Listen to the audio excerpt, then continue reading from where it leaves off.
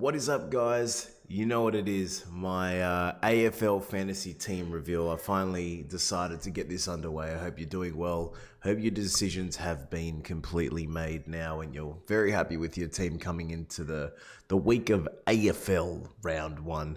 You can see here my defenders, what I'm starting off with. We're going to get straight into it. No mucking about. If you enjoy the content, of course, sub. And if you have a comment or any type of questions or you just want to have a discussion, put that in the comments below. Let's get straight into it. My boy, I'm a Richmond fan, but I think Jaden Short with the injury of Batcher Hooley is just a very, very good key piece, I think, for defenders. He's slotted in for me. I have no issues with him. When Hooley comes back, we'll see what happens there. But I've always been happy with Jaden Short, and yeah, that'll be my my go-to pick. In my D2, I have Luke Ryan. I think looking at Fremantle's first three games, not overly hard, even though Fremantle aren't the best of teams. I think Luke Ryan has an opportunity to really solidify himself and get some good early points. I think quite a few people will be missing out on Luke Ryan if they don't get him. He could raise the price. He could drop some 90 to 100s, and you can make a bit of cash off him.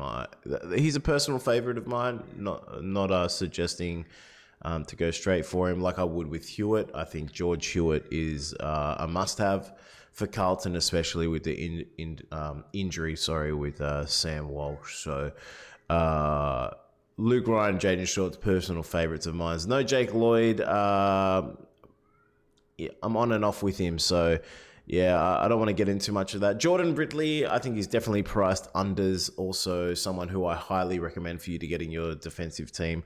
I've gone a bit heavier on the defense. I think it's a place where you can get caught out a lot.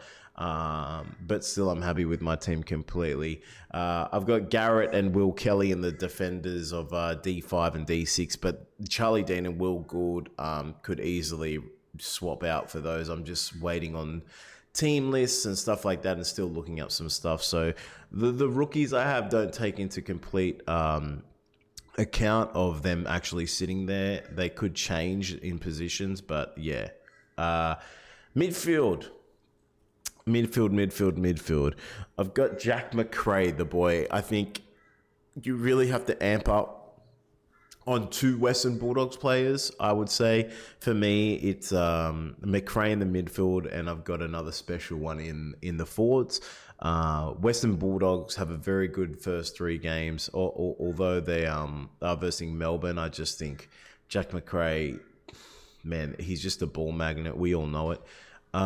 Clayton Oliver, I've gone with Clayton because I think Melbourne are obviously going to solidify themselves as being a dynasty this season with the team that they have, a top four team again. And maybe not a dynasty, I shouldn't say that, but they've got a very good team. And Petrarca with getting the likelihood of getting tagged after them winning is just going to open up Clayton Oliver a bit more as well. So I think he's going to have a really, really good season. Ollie Wines, again, I just think he's going to be consistent with Port Adelaide with the points. I don't think you can go wrong with him. I don't think you have to worry about him unless it's injury. So they're my three main go-tos for the mid. I've got Nick Dacos. If you don't have him in your team, get him. It's as simple as that. He's going to make you a lot of cash. Matt Rowell, people are on and off with him, but I think with who they're versing and basically Tuke Miller going to have a good season again, I just think Matt Rowell's really going to want to get back to where he used to be after that injury.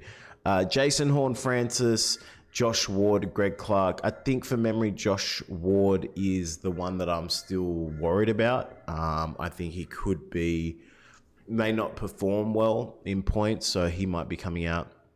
With the rucks, I've got the set and forget. Very common ruck structure here. Brodie Grundy, Max Gawn, and Sam Hayes. I don't really need to talk about it, to be honest. It's something I just want to, exactly why it's called set and forget. They're there, ready to go, and boom. Into the forwards, I have another two Port Adelaide players, Zach Butters, Sam Skinner. Sam Skinner's obviously going to make you money. I should actually swap that out for Skinner. But yeah, Zach Butters, I think he's on, he's just unders to me. As simple as it is, he's just underpriced in my opinion.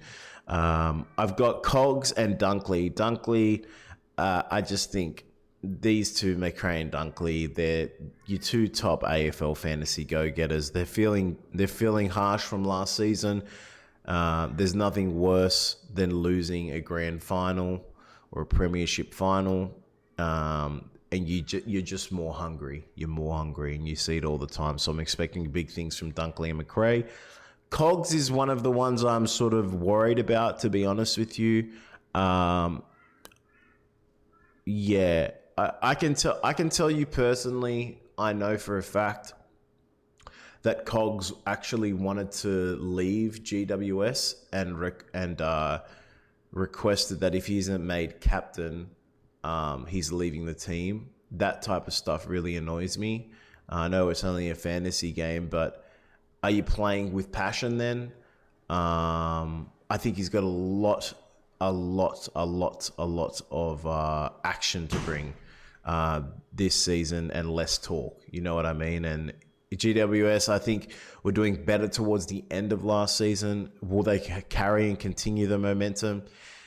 You really have to find out. If Whitfield and Cogs and Kelly are putting up massive numbers and playing out of their hearts, these are going to be players that you must get. Now, if Cogs doesn't perform well, I don't have a lot of risk.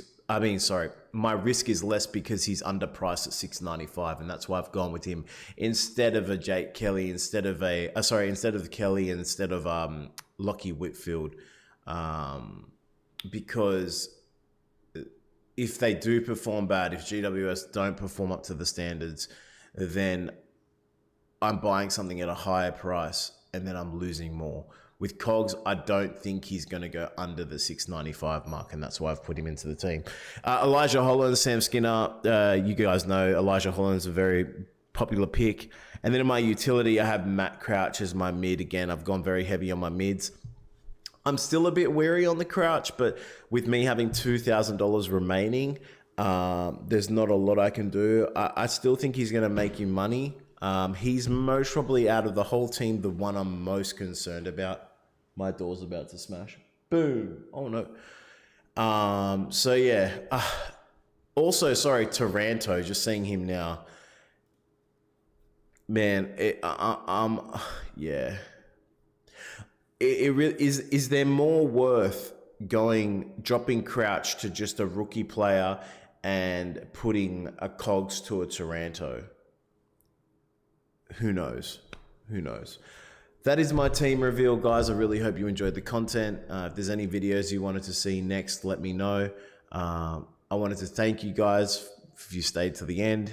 Let me know what your team is. Let me know your thoughts, and I'll catch you on the next video. Peace, good luck, and the AFL starts soon.